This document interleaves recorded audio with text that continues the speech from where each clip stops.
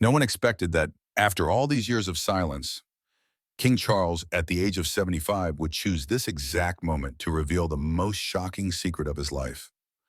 A handwritten letter, left by Queen Elizabeth herself for her son before she took her last breath, had been kept hidden for years behind the velvet-covered doors of Buckingham Palace. And now, as the royal spotlight dims under the weight of illness, public pressure, and time, the king has decided to unveil the contents of a letter that has sent shockwaves through Britain. This was not a ceremonial note or a gentle farewell from a noble mother. What was revealed inside, according to close sources, is raw truth, a warning, a deep disappointment, and a secret that could completely alter Charles's image in the eyes of the public. Why did the Queen keep this letter hidden? And what made the king stay silent for so long? This is not just a family secret. It is the key to unlocking the dark side of the crown, and perhaps the final message that could tear the royal family apart. Surely you still remember the day Queen Elizabeth II passed away, when the world seemed to hold its breath in that heartbreaking moment. Flags were lowered, all eyes turned to the TV screens, and millions of hearts felt heavy as if a historic door had closed forever. Far away in the peaceful Balmoral Castle, where she took her final breath, a small red box quietly waited. This red box was not just an ordinary decoration. Throughout her life, the Queen received this box every morning, filled with important documents, updates, and decisions that required her attention. Even in her final days, as her health declined, she steadfastly opened each box, never abandoning her sacred duty. What surprised everyone was that the red box found after her death contained more than just official papers. Sir Edward Young, her longtime private secretary, discovered two sealed envelopes, inside one addressed to him and the other to King Charles. These were not formal letters for politicians or government officials, but personal letters, from a mother to her son, from a queen to the man set to succeed her. At first, people didn't know what to make of it. Some believed it was simply a heartfelt farewell from a mother. Others guessed the letters might hold profound final wishes, perhaps something serious or deeply meaningful.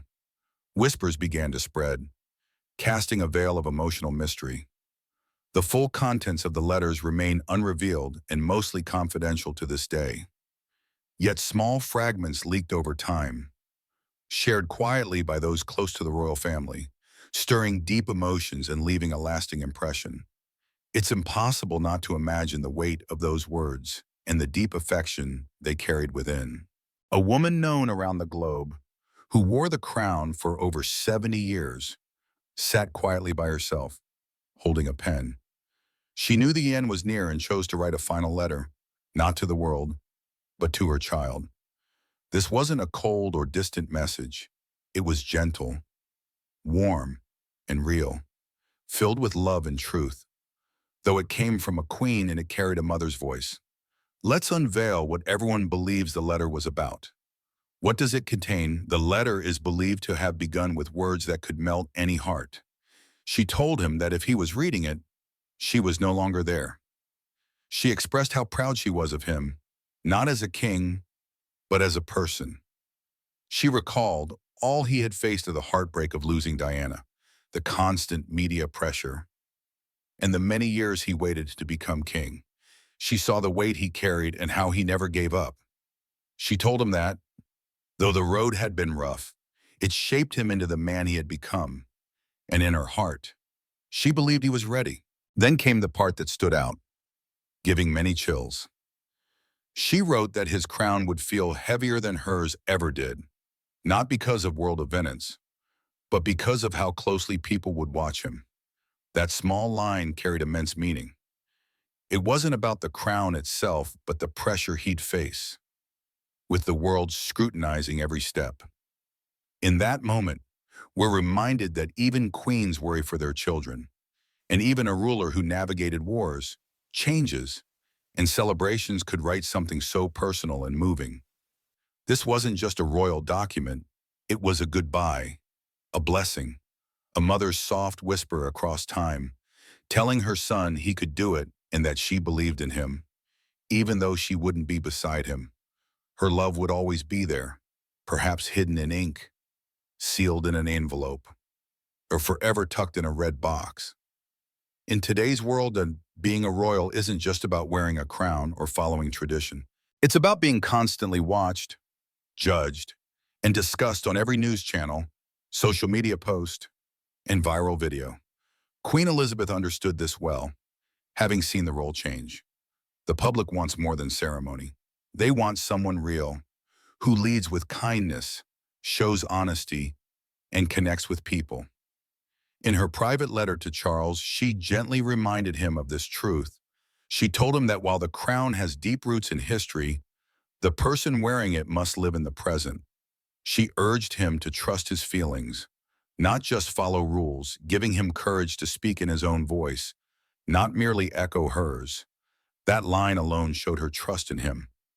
It wasn't just about passing on power, but granting her son permission to be himself as king. She also shared her thoughts on ruling. It wasn't about being above others, but serving them. Being a true leader meant listening with an open heart and staying connected to the people. As the letter continued, she grew more personal. Speaking of family, joys, and struggles, she mentioned the grandchildren, Camilla, and love lost and found again. She quietly noted things she'd kept inside, especially moments she wished she had handled differently. She admitted she hadn't always been the mother she wanted to be, but had always been there, watching, caring, and praying Charles felt her love, even when unspoken. Her words were full of emotion, not just instructions or advice. This was more than a note from a queen. It was the last message from a mother to her child.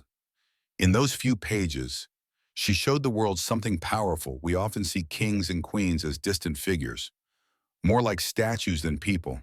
But this letter reminded everyone that behind royal titles are human beings with memories, feelings, and quiet struggles. She didn't write this as a ruler, but as a mom. For Charles, reading that letter must have been one of the most emotional moments of his life. He waited many years to become king, standing in the shadow of a queen respected worldwide. Taking her place seemed like something no one could truly prepare for, but her letter gave him something more precious than any crown comfort: confidence, and her final blessing. It told him he didn't need to copy her path, but to walk his own. Reading the letter, you can see this was exactly what King Charles needed, as everything seemed to go sideways from the start of his reign. The letter's impact is profound. Experts who study the royal family believe it will go down in history as one of the most heartfelt messages ever written by a British monarch, not for exposing secrets or shocking statements, but for its honesty. Some phrases are already being remembered and repeated: the part about how heavy the crown would feel, the part about watching without always speaking. These lines are becoming part of her legacy. The letter shows that behind every perfect royal image is a person carrying deep emotions, private choices, and many sacrifices. Queen Elizabeth's last letter gathered all that into a few simple, handwritten pages. For King Charles, it's more than a memory, it's a guide. He may keep it in a quiet, safe place, but it likely stays with him every day, not in his pocket, but in his heart. Losing a mother is a sorrow no crown can erase. But when that mother led a nation for over 70 years, the sadness becomes deeper: a responsibility, a legacy, something immeasurable. Now that legacy rests on Charles's shoulders. He knows what it means to wait, having waited longer than anyone in British history to become king, living under the shadow of a larger-than-life monarch. Naturally, people wondered, could he do it? Could he rise to the moment? This letter might be the answer, showing he doesn't need to be his mother's copy, but to lead with the heart she believed in. If her letter was full of kindness, encouragement, and truth, Charles may now feel readier than ever, not just to serve, but to lead his way. There's a difference between wearing a crown and carrying a blessing. When that blessing comes from a mother like Queen Elizabeth, known for her strength, grace, and wisdom, it makes all the difference. Her final words, though written for one, speak to everyone, like a soft voice from the past guiding the present. That letter wasn't just her goodbye. It was a gift, A final lesson, a quiet truth that echoes even after she's gone. While we celebrate the Queen's effort to write this lovely letter, let's not forget the more pressing issues in the royal family. Stay with us as we unveil those that will interest you. Princess Anne's revelations about Buckingham Palace. Princess Anne recently shared an emotional message that opened people's eyes to the truth about her life in the palace. For many, living in a royal palace seems like a dream filled with beauty, riches, and comfort. But for Anne Bidbum, it was often the opposite. She revealed that behind the shining walls and royal image, her life was full of quiet pain, deep stress, and a strong sense of loneliness. Her goodbye to Buckingham Palace wasn't just about leaving a building. It was about telling the truth she'd hidden for so long, and what she said caught everyone off guard. Anne explained that the palace, though grand and famous, never truly felt like home. It was a place where she often felt stuck, like a bird in a golden cage, with everything she did watched closely by the world. Being a royal wasn't just about wearing beautiful clothes or attending important events. It was about giving up her own happiness to meet others' expectations. She admitted that, despite having everything money could buy, something was missing in her heart. The freedom to live for herself was never truly there. Reflecting on her years behind palace doors, Anne didn't hide how hard it was. She had to keep smiling for cameras, even when tired or sad. The life people admired from the outside was, in truth, a life full of duties that left little room to breathe. She shared that being born into royalty didn't mean having it all. In fact, it often meant less freedom, less peace, and less control over her choices. Anne also opened up about how lonely she felt inside the palace, even with staff and family around. She often felt no one truly saw how she was feeling. The palace was big and full of history, but for her, it was also a place where her voice went unheard. Many saw her as the strong, quiet royal who never complained. But deep down, she carried a heavy emotional load only she understood. Through her heartfelt farewell, Anne made it clear that walking away from the palace was about more than moving out. It was about taking back her life.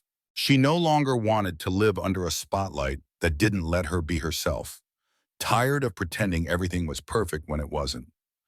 This moment was her way of saying she was done hiding her true feelings. Anne's story touched many hearts, giving a rare, honest look into what it means to live as a royal. People have always been drawn to the royal family, thinking their lives are full of joy and beauty. But Anne's words changed that picture. She let everyone see the personal cost of living under constant judgment and pressure, reminding the world that behind every smiling royal is a person who might be struggling in silence. Her farewell made people think differently about royalty, raising questions about how much pressure it has placed on royals and how little room they have to be themselves. Anne's voice, once hidden behind tradition and duty, now stood strong and clear. Her courage to speak out gave many a deeper understanding of life behind palace walls. What comes next for the royal family remains to be seen. But one thing is clear, and Anne's honesty has started a conversation that could lead to change. Her experience shows that even the most privileged lives can hide battles. By sharing her truth, she not only found her own freedom, but also opened the door for others to speak up. Her story will be remembered, not just as a royal farewell, but as a powerful reminder that the hardest battles are often those no one else can see.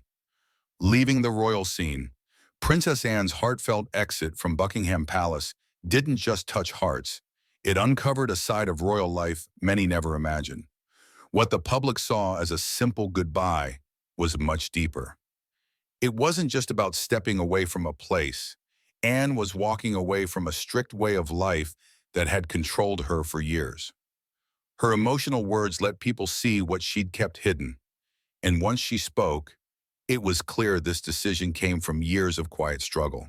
For Anne, this wasn't sudden. She admitted her desire to leave had been growing for a long time. Though always respected in the royal family, she often felt she didn't truly belong. Buckingham Palace, with all its beauty and history, no longer felt like home.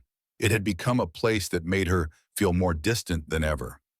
Through her speech, it became clear that while the palace stood for duty and sacrifice, it didn't offer the peace or joy she sought. She'd been smiling on the outside, but struggling with the sense of emptiness within. Anne's departure raised questions. Was she tired of pretending to be happy? Or was she sending a quiet message that being a royal is far more complex than it seems? Her honest words gave people a rare chance to understand what happens behind palace doors. The royal life, which many see as luxurious and comfortable, came with heavy expectations that often left no room for personal freedoms. Anne's story broke that illusion, making it clear that even royals feel stuck and worn out. This bold move may be more than a personal choice. It could be a quiet protest against the rigid rules of royal life. Now, people wonder if others in the family feel the same. If Anne, known for her grace and loyalty, could take such a step, what does it mean for the other royals? Her decision opened a door for a new conversation, one questioning whether the royal image is worth the personal cost. By stepping away, Anne didn't just leave a palace, she reclaimed her life. Her decision was more than brave, it was inspiring. She showed that even someone born into duty could choose happiness. Her actions may spark change far beyond the palace gates, encouraging others to speak up or step out of the shadows. This moment in Anne's life will be remembered, not just for leaving a place of power and beauty, but for reminding the world that even those who seem to have everything can feel trapped. Her goodbye has created waves, and its effect may last for generations. Whether other royals follow her footsteps or not, Anne's farewell has become a turning point, changing how people see the royal family. It all started with a woman choosing to live on her own terms, changing royal rules and traditions. Princess Anne's choice to walk away from Buckingham Palace isn't just about her personal life. It shows something bigger happening inside the royal family. For a long time, being a royal meant following strict rules, carrying out duties without question, and living a life shaped by tradition rather than choice. But Anne's emotional goodbye hints that things are slowly changing. Her decision may be the first sign that the pressure of royal life is starting to crack the surface. Could this mean the royal family is finally facing today's reality? Anne didn't just step away from a role. Her departure seems to ask an important question. How should the royal family function in modern times today? People speak more openly about mental health and personal happiness, and Anne's heartfelt words suggest that even royals, with their titles and privileges, face the same emotional struggles. The public has always admired the royal family for staying calm and graceful, but Anne's actions prove they reach a breaking point. It's hard not to wonder, could this be the start of a royal shift? One where personal feelings matter as much as tradition. What makes Anne's choice powerful is how it connects with the quiet struggles other younger royals face. We've seen Prince Harry and Meghan Markle take a big step back from royal life, and younger family members are now under more pressure than ever. Slowly, it is starting to look like the royal family may be heading toward a major change. Anne's departure might be the first door opening to conversations never had before, conversations about what it really means to be royal today. Because she took this step, future royals might feel more confident to do the same. While Anne's words surprise many, they raise a question. Was this only about her experiences? Or does it reflect a wider feeling in the family? Anne has always been loyal and committed to her role, but her emotional goodbye showed how even she felt the heavy burden of living by the rules. This moment isn't just for her. It invites everyone to think about how things are changing, not just in the royal family, but in how people view leadership, freedom, and the right to choose their own path. The big question remains, will other royals be inspired to make similar choices? Or will they try to hold everything together and carry on as always? Only time will tell, but one thing is certain. Princess Anne's choice has changed the monarchy's story forever. So, what do you think? Will Anne's decision inspire other royals to take control of their lives? Or will the palace keep following old traditions? While you think about it, let's talk about another intriguing drama in the royal family. This one might be something you have always looked forward to. Lopes, the quiet strength behind the royal curtain. Queen Camilla's journey from a private life to becoming King Charles III's wife has stirred countless global conversations. Her transformation into queen consort is one of the most unexpected and closely followed stories in royal history.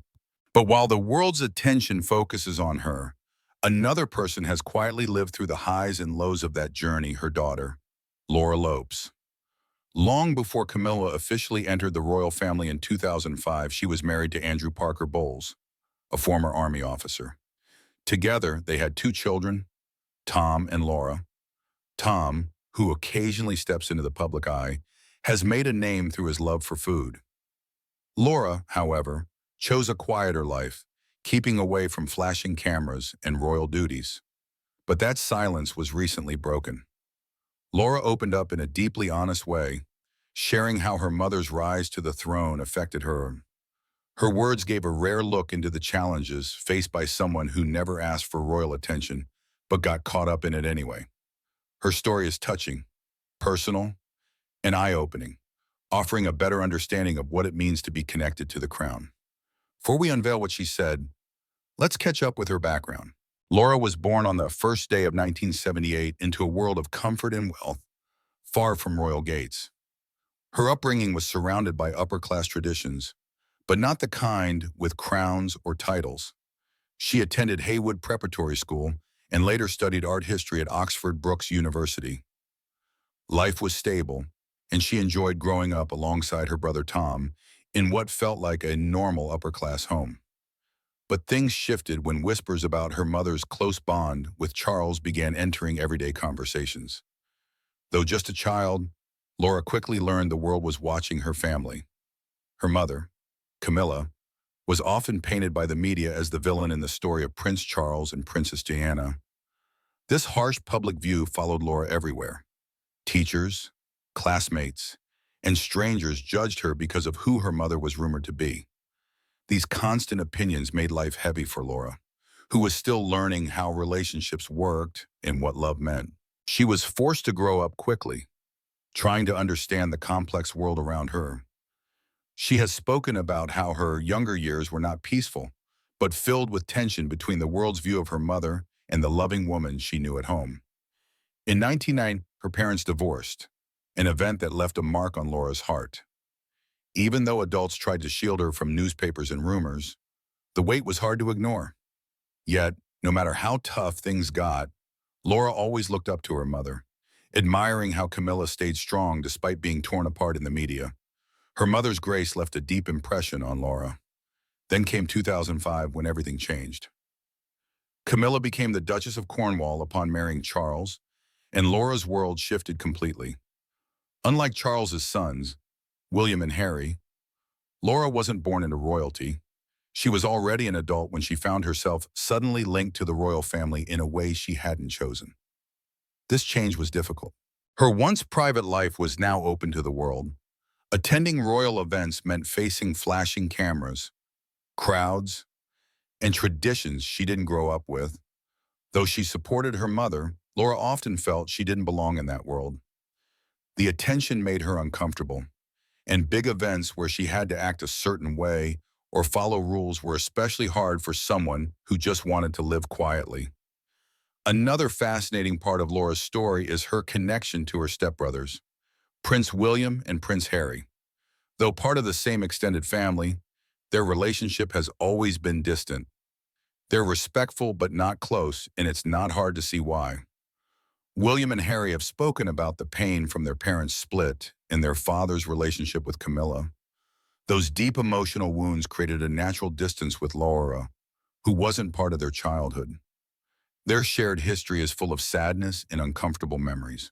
Laura understood this and never tried to push into their lives. Through it all, she remained calm and private. Her recent honesty about growing up during one of the royal family's most dramatic chapters gave a fresh view of her life.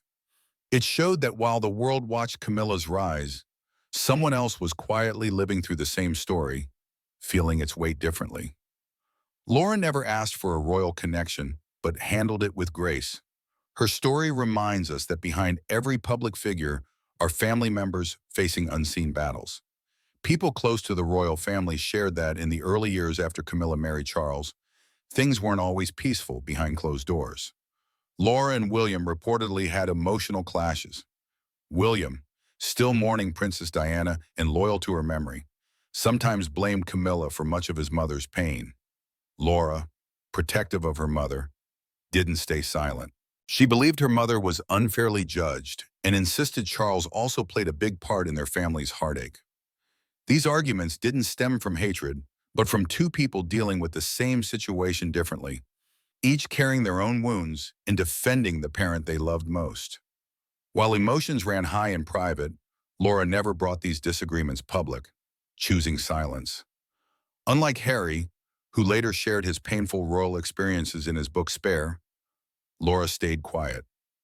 In Spare, Harry painted a harsh picture of Queen Camilla, calling her someone who cared more about public perception than how her actions affected others. Laura didn't comment publicly, but those close to her said the words hit hard. Being painted negatively by a family connection reopened deep wounds and complicated her already fragile ties with her stepbrothers. Despite this, Laura stayed focused on her journey. She built a remarkable career in the art world, far from royal life, without relying on titles or family status. She worked with respected institutions like the Peggy Guggenheim Collection in Venice and co-founded a London gallery called 11, supporting up-and-coming artists. Her passion for art became more than a job. It was her way of standing on her own. People who know her describe Laura as strong, calm, and uninterested in fame. Even after her mother became queen consort, Laura didn't let it change her. She kept her head down, committed to her career and quiet private life. In her personal life, she built something real and grounded. In 2006, she married Harry Lopes, a former model turned chartered accountant, in a peaceful Wiltshire church, bringing together the Parker Bowles and royal families. Laura wore a gown designed by Anna Valentine, the same designer who created Camilla's dress for her marriage to Charles, a gentle nod to their deep connection. Laura and Harry welcomed 3 children, a daughter, Eliza, and twin sons, Gus and Louis. From the start, Laura aimed to give them a calm, normal life, protecting them from the weight of royal ties.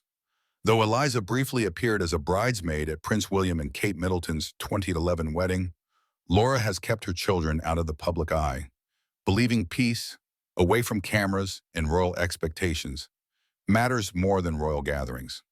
Her focus has always been on creating a warm, safe, ordinary home where love outweighs titles or public image. Despite her efforts to stay private, Laura's close royal ties often pull her back into the spotlight. Certain major royal events make her presence unavoidable. One unforgettable moment was during the 2023 coronation of King Charles III and Queen Camilla, when Laura's twin boys served as pages of honor, standing beside their grandmother. It was a touching moment, symbolizing the blending of Camilla's past and present family. Yet, even with her children in such a visible role, Laura stayed quietly in the background, clearly uneasy with the attention. Those around her say she handles public duties with grace, but keeps to herself, avoiding much interaction with other royals. One of the most meaningful parts of Laura's life is her relationship with her mother. She deeply admires Camilla's strength and how she rose above years of criticism. At the same time, Laura understands how hard it was for their family to endure everything tied to Camilla's connection with Charles. When Camilla fully stepped into her royal role, it slowly created distance between her and Laura, losing many private, ordinary mother-daughter moments. Still, their bond remains deeply rooted. Some say Laura is Camilla's closest companion, the one she can always count on in tough times. Insiders even claim Laura is the only person Queen Camilla feels truly nervous around, not out of fear, but because she values her daughter's thoughts and support so much. This speaks volumes about their closeness and trust. Being in the public eye hasn't been easy for Laura. The media closely follows her life, from her wedding to her children's births.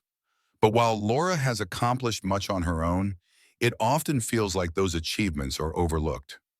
Instead, attention drifts back to her mother's history and the royal drama that follows them, something Laura finds tough to handle.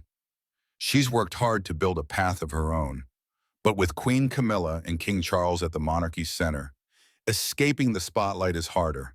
No matter how much she wants to, her career hasn't always been smooth either. She once opened a fashion boutique, Mojo and McCoy, with friends in the charming town of Hungerford, offering stylish, high-end clothing for wealthy shoppers.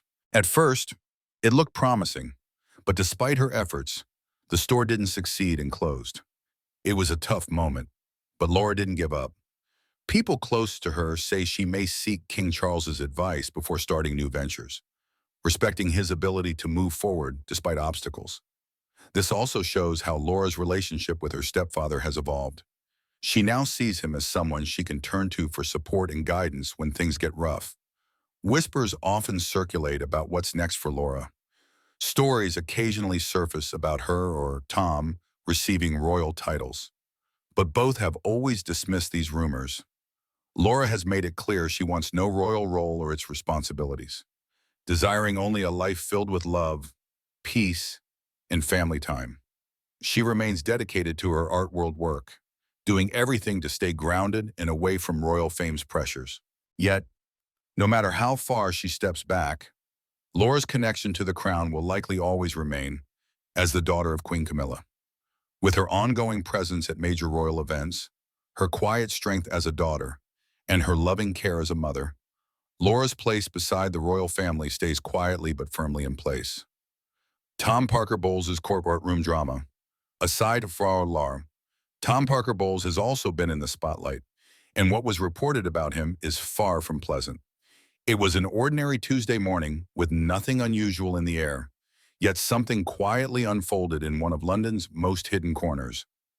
Tom Parker Bowles arrived at a dull, unmarked government building tucked away in the city's quiet diplomatic area. There were no flashing lights, no waiting reporters, not even a single crowd. This wasn't the kind of place you'd expect to see someone like him. The entrance was plain with tight security. The guards wore no uniforms or badges, but their serious looks and calm movements showed they were highly trained and not to be trifled with. Tom wasn't dressed flashily either, wearing a simple gray suit that revealed little about who he was. He walked through a side door and vanished from public sight. To many, he was known as a respected food critic and author who built his own name despite close royal family ties. But that day, his face gave nothing away. He looked calm, like someone who'd already accepted what was coming. As the doors closed behind him, everything changed. The setting inside didn't feel like a regular courtroom. Someone who saw it described it as more like a private hearing than anything tied to actual law. The room was tiny, windowless, with only a handful of people present. 3 seriously looking judges sat at the front. The lawyers didn't use their full names, and strangely, Tom didn't choose his defense team. They were picked by someone else, likely the authorities handling the situation. This didn't feel like justice being served. It felt like a carefully covered operation to protect something bigger. No public record showed what he was officially accused of, but according to people tied to diplomatic security, the issue stemmed from secret interactions Tom had with certain overseas individuals. Some worked with foreign media, others were suspected of links to international intelligence groups. Apparently, he'd been monitored for some time. What started as casual talks with chefs and reporters slowly shifted into something deeper and riskier. Someone who once worked closely with Tom, though staying anonymous, shared that his conversations turned to dangerous topics over time. He reportedly discussed the royal family's daily routines, security workings, and most shockingly, private discussions between high-level royals and government leaders. The information he was believed to have shared went far beyond gossip. This wasn't about private scandals or petty drama, but the sensitive space where the monarchy quietly meets politics, a place most avoid. During the 7-hour hearing, Tom sat quietly, respectful and calm, as people remembered him from interviews and public events. He spoke only when asked, never defending himself with angry words. Those present said he looked like a man who'd made peace with what was coming, as if he knew his fate from the start. When the decision came that evening, it shocked even those expecting something serious. Tom wasn't going to prison, at least not in the usual way. The judgment was far more extreme. He was to be taken to a secret location immediately, with no contact with the outside world, no phone, no internet, no writing, no visitors unless approved by a higher authority. The official reason was protective isolation for national security, but everyone knew what it meant. Tom Parker Bowles was being permanently removed from public life. As he was let out through a private exit, he turned to the lead security officer and quietly gave a final message. So, what do you think about the mysteries and drama within the royal family? Could this be the reason why Queen Elizabeth wrote that cryptic letter to King Charles? The story still holds many secrets, and only time will reveal the truth. I'm really looking forward to hearing your thoughts and feelings in the comments below. Don't forget to hit like if you found this video interesting and subscribe to the channel so you won't miss more fascinating stories ahead. Thank you for taking the time to watch and join me on this journey, uncovering the royal family's deepest secrets. See you in the next video.